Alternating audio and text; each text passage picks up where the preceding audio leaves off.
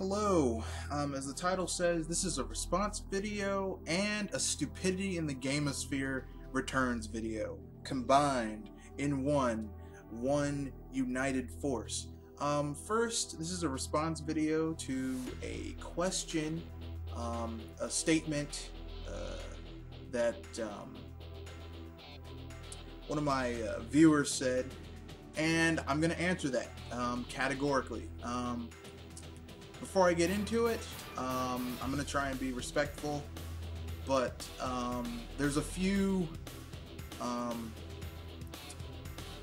main points that you have hinged your argument on that are just false. So before I get into it, I'm just going to say I'm going to correct a few things that you said. I'm going to read your statement, correct a few things that you said, and then I'll give you my argument as to why my stance, in my eyes, has more merit. So after the cut, we'll get into it.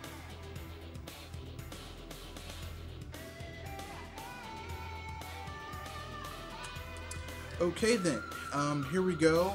I'm just gonna read out what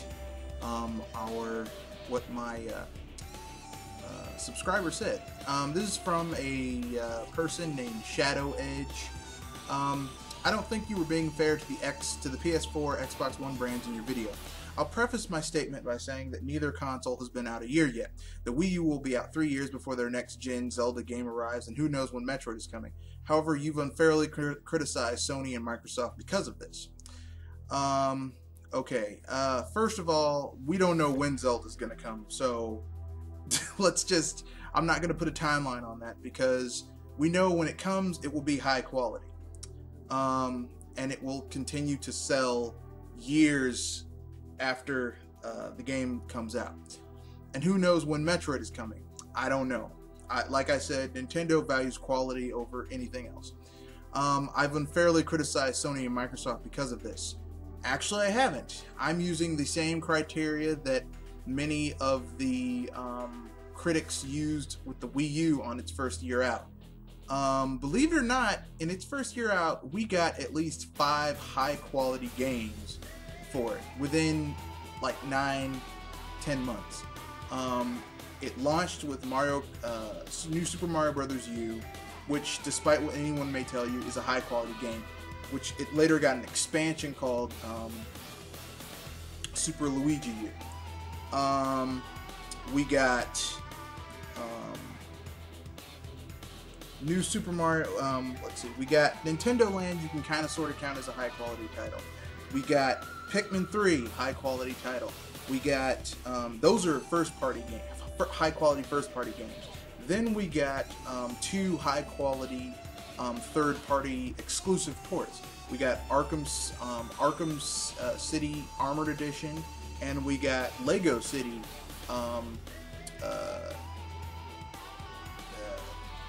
Chase Returns or whatever. These are exclusive games that will not be found on any other console. High quality. Now on to the second one. You also forgot about royalties. Sony and Microsoft don't let these parties make games on their console for nothing. The sheer number of third parties developing games on Sony and Microsoft platforms simply means more royalties than Nintendo. It's common knowledge that Nintendo has the best-selling IPs, but that's moot when you have third-party royalties to offset that. This is a major error, flaw in your argument, and I'll tell you why. The most royalties that, whether it be Sony, Microsoft, or Nintendo, will see from their from third party is 10%. Okay? Between 10 and 15%, but I'm going to go with 10% because normally it's even lower than that. Okay? Now, let's say it's a console, it's a game like Tomb Raider. Okay? The new Tomb Raider that Microsoft Money had it. Let's say they paid $50 million for that. Okay? $50 million for that game. And let's say that Microsoft is getting 10% of every unit sold of that. So let's say that after a year it sells on the Xbox One let's say it sells 1 million. Okay, now let's do a little bit of math here, because right off the top of my I'm terrible at math, and right off the top of my head I can't really get it. So let's say, what is 6% of 1 million?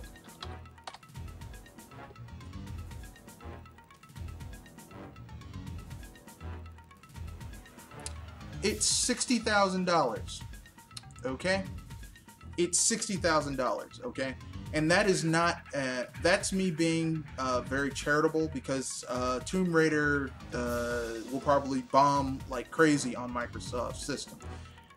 And here's the thing, Microsoft has money-hatted many games that have actually bombed on their system. Okay, so let's say they spend between 10 to 50 million to get exclusives on that system.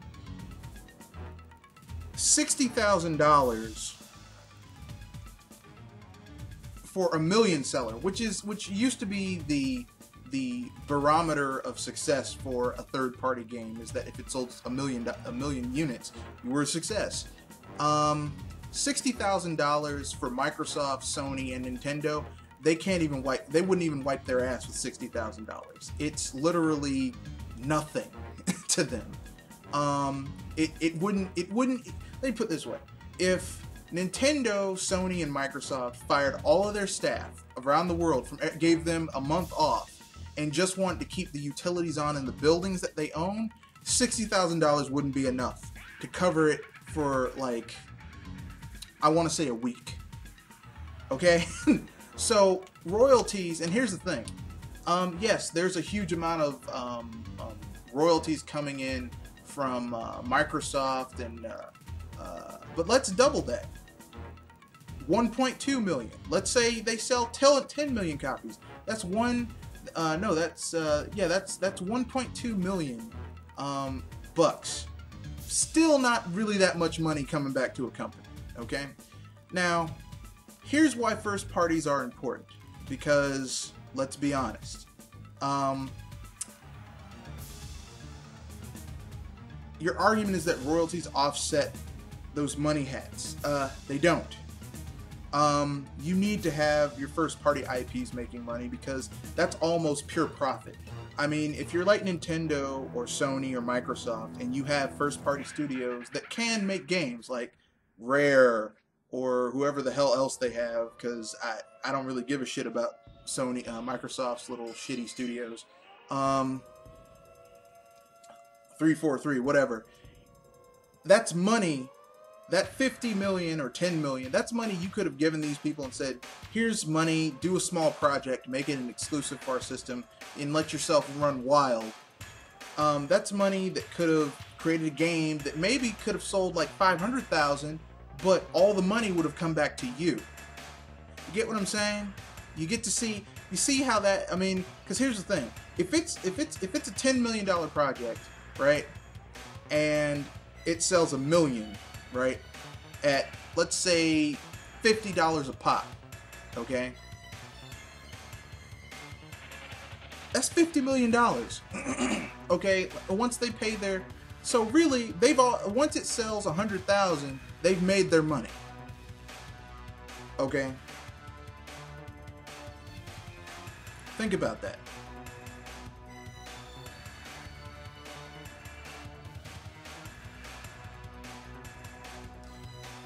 So, it's pretty simple. Your third paragraph is, I'd like to talk about exclusives. I agree that first-party exclusives are good for Nintendo, but exclusives of any kind are just as important. They're important for gamers. For a company, business-wise, first-party exclusives are the most important. Because they make you money. Okay? For example, I'm going to use an example. It doesn't matter if the game is exclusive third-party or first-party. Either will generate sales of the console. I already explained how the cost of producing games by third parties is just as beneficial. I also have you know that Sony has many first-party or exclusive third-party deals that are almost ready to release. I don't understand why people judge the first year so hard. Sony has always had a poor first year with their own exclusives, PS1 and PS2, and 3 years with the PS3. The sheer number of quality IPs by Sony in the next 3 to 12 months is insane. Anyway, that's my rebuttal. I'd like a response, please. Thank you for your time. Okay, first of all,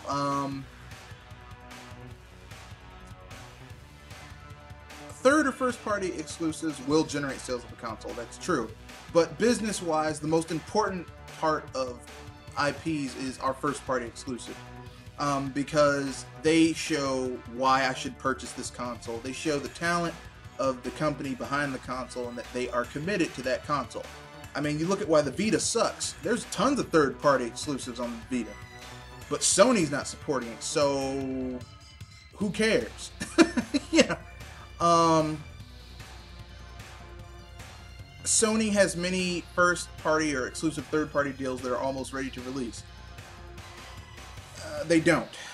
What Sony has is a lot of money they spent on marketing. Sony basically has a lot of indie deals, which, you know, is good, but, I mean, Nintendo has a lot of indie deals.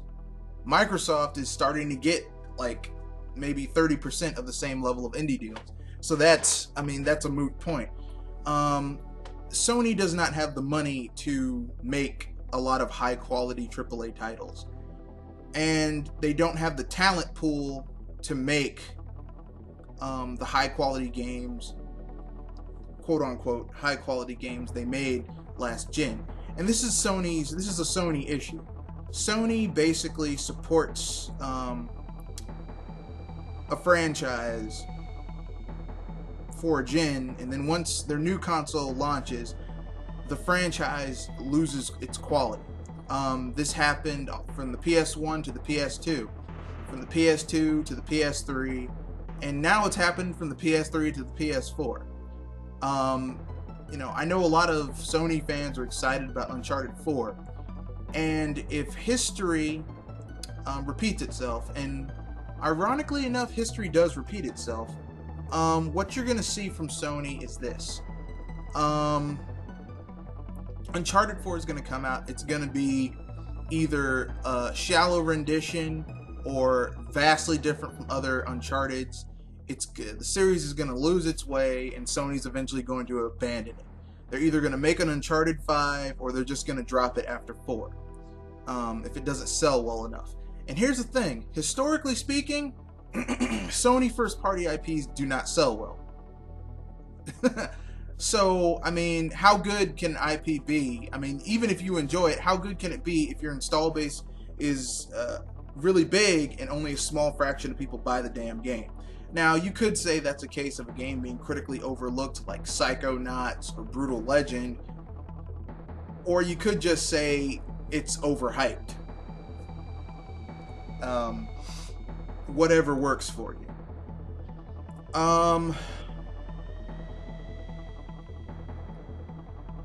So basically, Sony doesn't support new IPs, and the sad thing is that historically, I mean, even though as someone who, you know, got a PS1 and a PS2 and a PS3, well, for third-party exclusives that came to that system.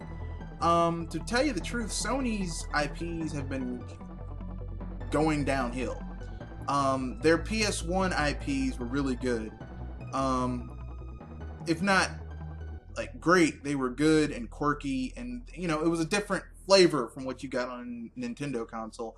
And then they went to the PS2 generation, where they kind of just dropped support for a lot of new IPs, well, a lot of old IPs, and then they started up new ones with Jak and Daxter and Ratchet and Clank, a little bit of Spyro, and a little bit of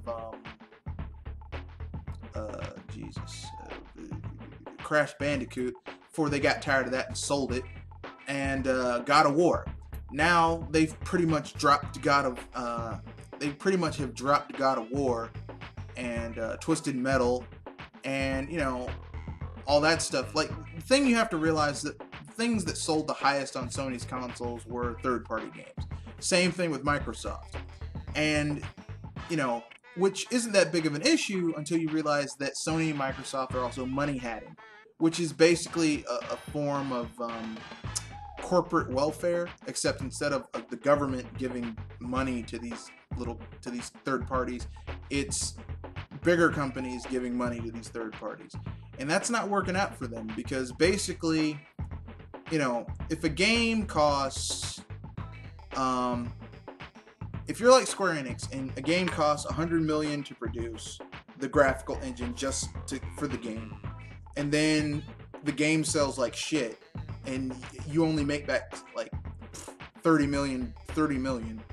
The game costs 100 million plus 50 million, so 150 million. You only made a fifth of that back, and someone gives you 50 million to basically make it exclusive.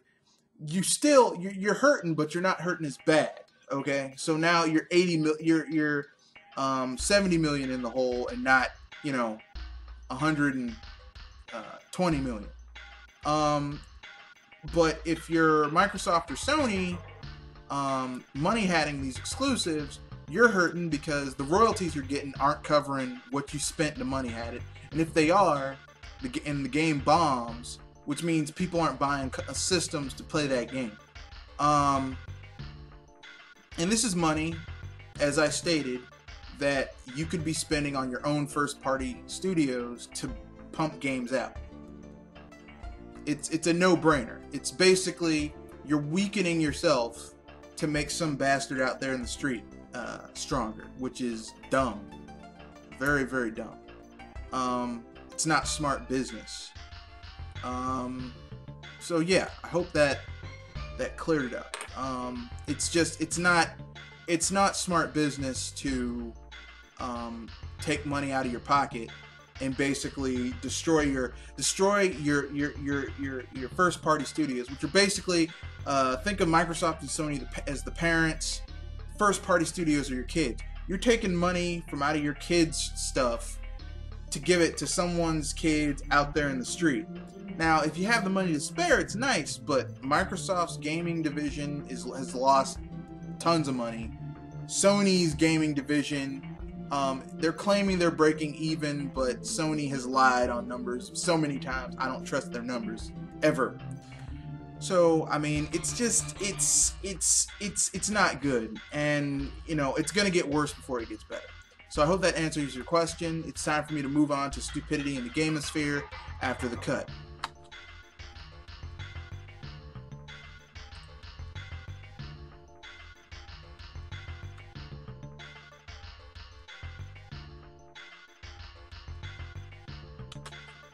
Hello, it's time for another installment of Stupidity in the Gamosphere. Now, if you listened to the response before, this is kind of sort of related to it, which is why I've melded the two together. This comes from a subscriber named Jim Tenner. Do you think you can deconstruct this full argument when you have the time? It was posted a few hours ago. I opened it up, and it's a thing on GameSpot, which is, this is annoying. Basically, I'm not going to read the whole thing, but it's this guy talking about how Nintendo needs to drop out of the hardware market. His arguments are not really,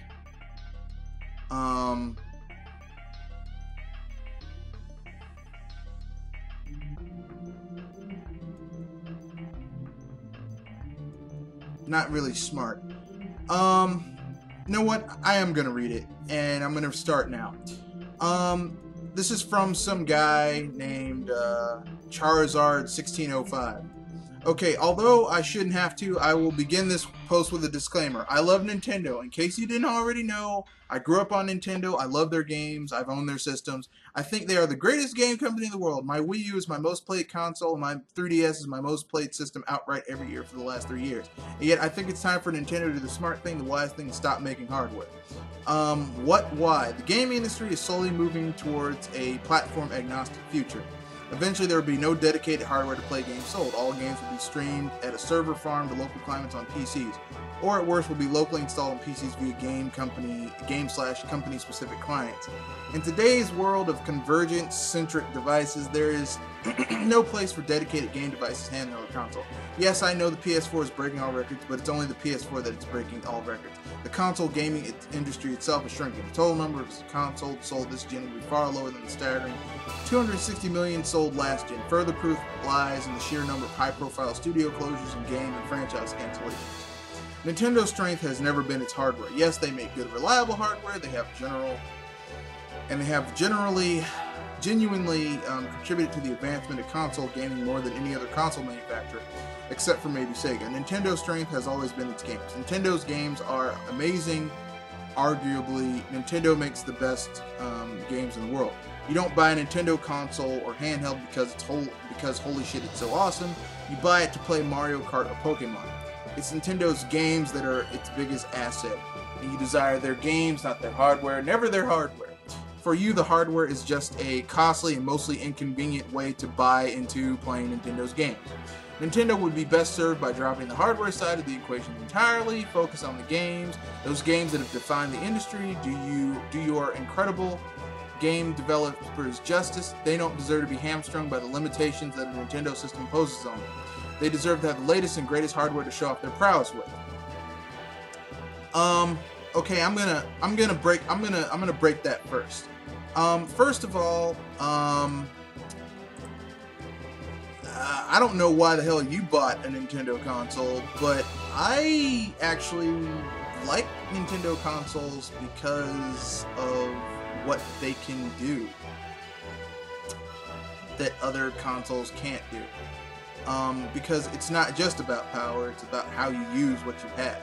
For example, GameCube is still capable of doing things that a lot of PCs just can't do because of the way it was built. Now, on paper, its specs say, oh, well, my PC could do that. Not really. Maybe if you had a developer PC, maybe.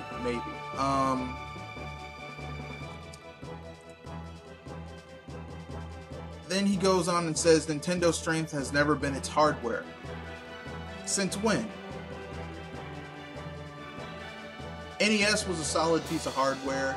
It was actually, it wasn't the strongest piece of hardware around at the time, but it got the job done. The Super NES was more powerful than the Sega Genesis, so it was actually relatively powerful compared to its main competitor. There were other more powerful 16-bit consoles that came out after that, but they just couldn't overtake the market. The N64 was more powerful than the PS1. Wasn't more powerful than the Sega Saturn, but it definitely was more powerful than its primary competitor. And the the GameCube was more powerful than the PS2. Still didn't sell the most units. I don't know why you think that Nintendo doesn't make powerful hardware, but Nintendo would do best by for you, the hardware is just a costly and mostly inconvenient way to buy into playing Nintendo's games. That's the cost of doing business. I mean, if you want to, let me put it this way, if you want to play high quality, like the highest quality non-Nintendo games, you have to get a PC. Multiplats, you have to get a PC. And you have to spend upwards to over $1,000 on the PC in order to have the highest quality gaming. Now, if that knocks, I mean, if you want to spend that type of money, you got Godspeed to you. Me, I mean, I got this thing on sale. Now, really, it's like a $1,200 PC, but I got it on sale for $800. So, I mean, yeah, top of line PC. I mean, close to top of line PC. $1,200, 800. I mean, almost over $1,000. That's some bullshit right there. But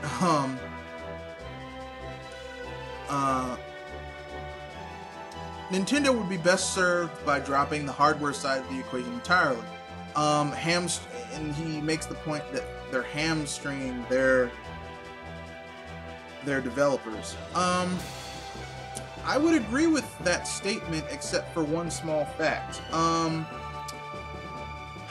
If you basically take away the limitations on developers, they get lazy, unimaginative, and start making shoddy ass games. Case in point, look at Square Enix.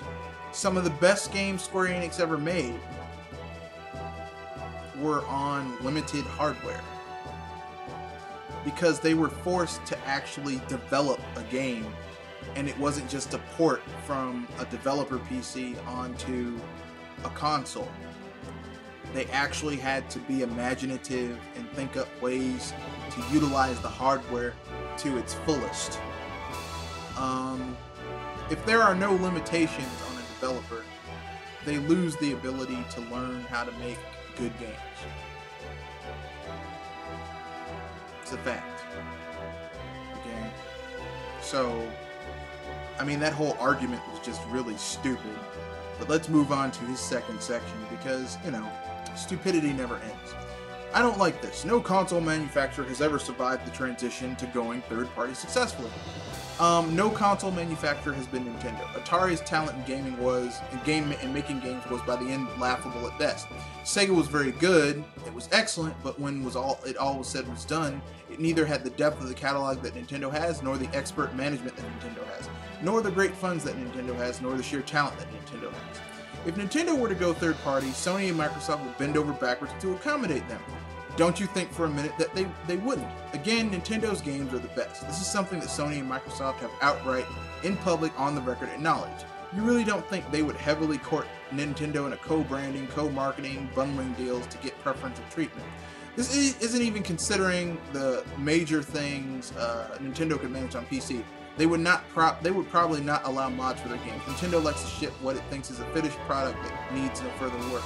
But just think how well Nintendo's art style and its lovely, limitless gameplay would come to life on a PC, unhindered by the artificial restrictions and limitations that Nintendo's machines pose. So why will Nintendo survive this transition when no one else has? The answer is simple. Nintendo is better managed, Nintendo has more funds. Both Atari and Sega, when they went third-party, were on the verge of bankruptcy and could scarce afford making the kinds of games that they had been known for in the past. Their poor management also ensured that the companies were eventually bought out by larger corporate entities that cared about the brand but not about the business. These are not problems Nintendo has. They're incredibly well managed and they have a staggering amount of money, more money than any third-party publisher in the world. They would not only survive this transition, they would thrive. Okay, you basically destroyed your own argument. Nintendo is better managed. I would say that, arguably speaking, Iwata is like one of the best. When it comes to, out of the big three, Iwata is like the best CEO of all the big three. Okay, Phil Spencer is a milksop, and Shuhei Yoshida is a yes man. Iwata is like the best. Okay. I mean, you look at his track record. This dude can turn shit around. Why Nintendo? Nintendo does have good games. See, here's the thing: their games sell their hardware. Their hardware sells their games. I mean, it's pretty damn simple. Like, you want to play Mario, you buy a Nintendo console, which creates a gateway for them to sell you other shit. I mean, it's pretty damn simple. It's a basic business model, you know? Like, you know, someone sells you a dog, you gotta go to the pet store and buy all the dog shit, you know, a leash, dog bed, dog shampoo, a collar, toys. You know, there's a lot of stuff involved with it. Dumbass. Okay, what about the money they make from their hardware? They lose out on a revenue stream. What money? They don't make any money from their hardware. The Wii U is a loss-making venture. The 3DS has never met a single sales target that Nintendo has ever set for it. Their hardware sales have constantly contracted, DS, Wii aside, and they will continue to contract because Nintendo makes dedicated devices that have no place in today's world. I don't know. You said so much wrong with this article.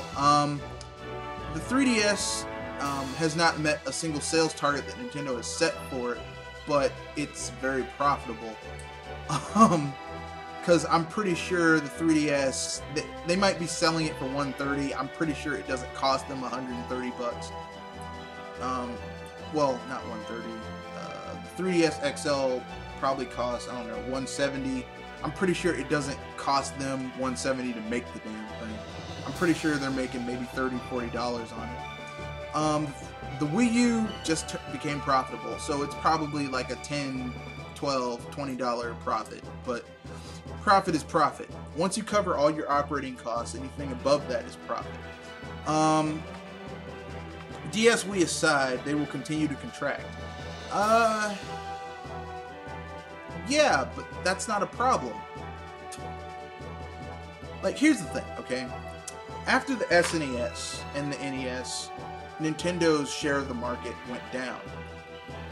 But the attach rate to their hardware made up for that. You know, you talk to people who owned a GameCube, you look at their library, they have like 30, 40, 50 games. I have like 80. I have like 80 GameCube games, okay? And like maybe a third of that are actually Nintendo first party. So yeah. Yeah, that was just kind of stupid. I mean, this is Nintendo's basic business model. You buy their shit to play their shit, and once you buy their shit, they will sell you their shit. It's pretty simple. It's not hard.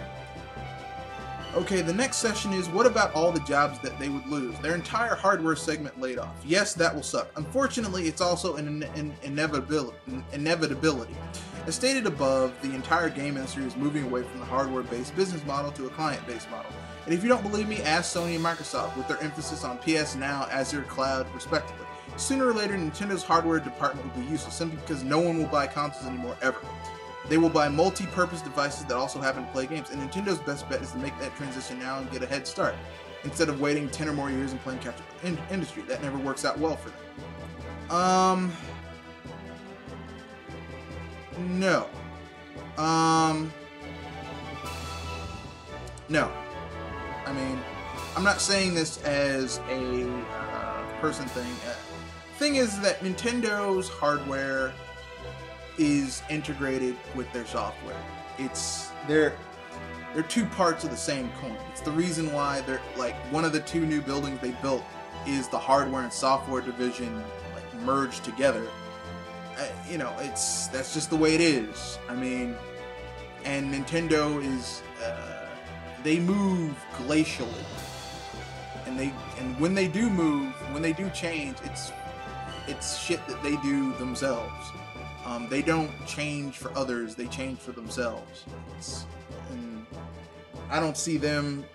I see Nintendo continuing to make consoles for years. Even once Sony and Microsoft move over to a client-based cloud system, because we all know PS Now is going to be their console. It's going to be a device you plug into your TV, or it's going to come with Sony TVs, and it's gonna hook into the internet, and that's how you're going to play your games.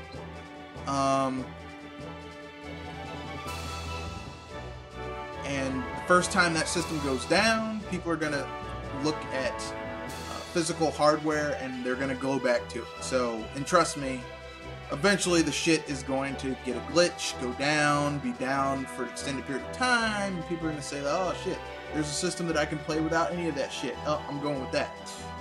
So that's kind of a moot point. Same thing with Microsoft's.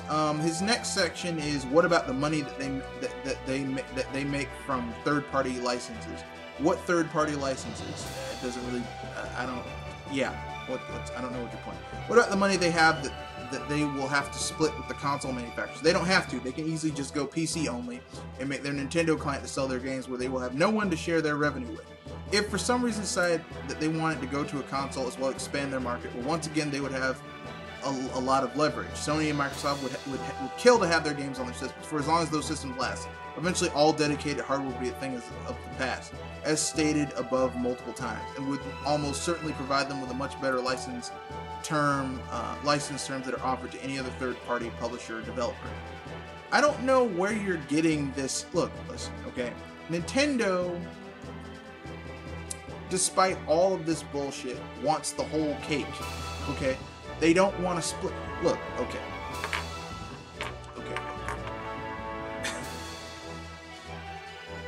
Look at why Nintendo has not put a Blu-ray player into any of their systems. The Wii didn't have a Blu-ray, playback. The Wii U doesn't have Blu-ray playback. Shit, even the Wii didn't have DVD playback. Now, they had a attachment you could get from Panasonic that played DVDs, but I mean, that was an attachment, right? You want to know why? Because, look, Microsoft has a Blu-ray player in the Xbox One. Every time Microsoft sells an Xbox One, they have to give a portion of that money that should be going to them and their manufacturers to Sony, okay?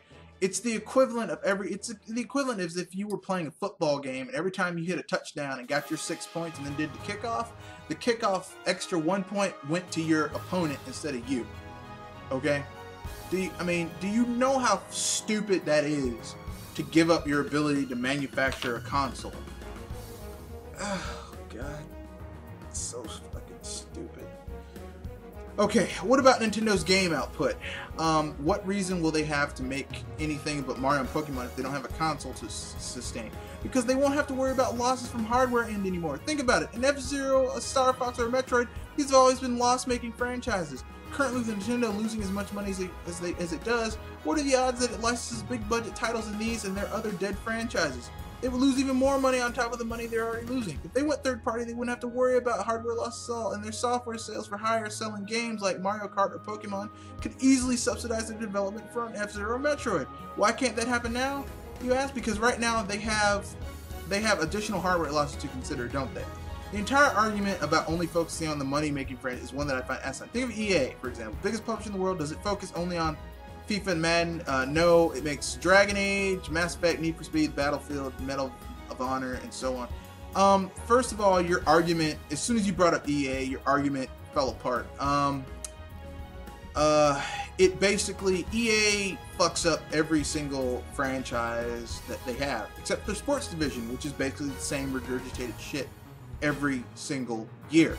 Dragon Age has gone down the tubes. Mass Effect went down the tubes. Need for Speed went down the tubes. Battlefield went down the tubes. Dead Space went down the tubes. Medal of Honor isn't even made anymore. Really? Really? Really? Really? Oh, God. You are so fucking stupid. And, look. Nintendo's losses right now are not hardware losses. Nintendo is growing. They are expanding. They're hiring people. They're building buildings. They're, ramping up production on games. It's on the software side of things, dumbass. Oh, God, jeez. How do Nintendo games benefit? By them not being hindered by asinine restrictions or considerations imposed on them on their hardware. Oh, so I somehow have to take advantage of motion controls, you say. Alright, waggle to roll. Imagine a Mario Zelda game with the power of the PS4, or a Pokemon game utilizing the online functionality of Xbox Live or PSN. I wouldn't want to, because if it was a Mario game on the PS4, it wouldn't be a Mario game. If it was a Pokemon game on fucking Xbox Live or PSN, it wouldn't be Pokemon. God, Jesus, fucking idiot. How do Nintendo's economics benefit? Are you daft? Have you been reading so far? Go back and reread the entire topic. I refuse to answer this question again. So you're saying you hate Nintendo now? No, I don't. I love them and I want them to survive. That's why I'm prescribing what is the best move to them. So you hate their system? No, I love their system, but I love their systems, but I love them because of their games, not for any other reason. The machines aren't impressive or anything special in and of themselves, like an Xbox or a PlayStation is. They're just something I need to play the games. Okay.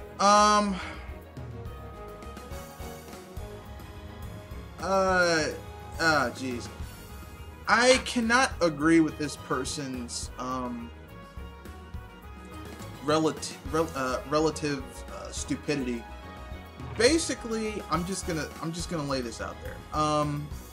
First of all, a system is a tabula rasa. It's a blank slate. Okay, that's what it is. It's there to have stuff put on it. Nintendo puts their stuff on their stuff, on their system, and we get some pretty good third-party games. Most of them are shit though, on the system, and that doesn't really bother me because I mean, third-party games have been shit for most of the 7th generation. Third-party games have been pretty shitty. Well, not most. I'd say the latter half of the 7th generation they started going to shit. And it doesn't look like it's getting any better anytime soon. That being said, I mean, Nintendo consoles are special to me, and not just because of the games that are on it, but because what's the awesome shit that Nintendo's gonna do this time? I remember the SNES had the various modes. The N64 showed us how 3D gaming could be fucking awesome in 64 bits, 64 mega power, as they say on GameSack. You know, the GameCube showed us with asymmetrical gameplay, a tantalizing look at asymmetrical gameplay that the Wii U fulfilled. The Wii showed us what casual gaming could be like, and it was gory. It was glorious. What simplified controls could look like, and how simplicity could belie an underlying complexity that could really accentuate the true joy of gaming. Personally speaking, I think this article was trollish. I think it was just someone just wanting to put their 2 cents in. Here's the thing. This whole article was just a lot of stupidity and misinformation. Very few factually correct things. Okay, here's the thing. Companies reach a point where they have a brand, okay? Microsoft has the Xbox brand, okay? They have enough money that if they were to pare it down and just keep it around for third parties, they could make some money if they wanted to. Sony has the PlayStation brand, which is an integral part of their identity, which is why they're so desperately trying to keep it going. Nintendo is in the same position, except that's pretty much what Nintendo is known for. Their games, their systems. Their handhelds, their systems. They lose that, they lose a lot of their identity. And, you know, to call yourself a Nintendo fan and want Nintendo to lose their identity and become like Sega or Atari, it's not very sporting, chap. But, I mean, you know, it's your life. So I hope I was able to break that down. That was incredibly stupid. I'm glad we were able to get through it together without losing too many brain cells. So, that's the end of this video. It's a response. Thank you to Shadowedge and Jim Tenner. Shadowedge, I hope my response was clear enough for you, and Jim Tenner, I hope I was able to break down the stupidity of that entire article. I will leave a link to the article in the description field. Feel free to read it yourself. Maybe have a drink with you while you do it, because it's some stupid ass shit. With that, look, don't suffer fools lightly. If you hear something stupid, either get away from the perpetrator or correct that shit. Good night.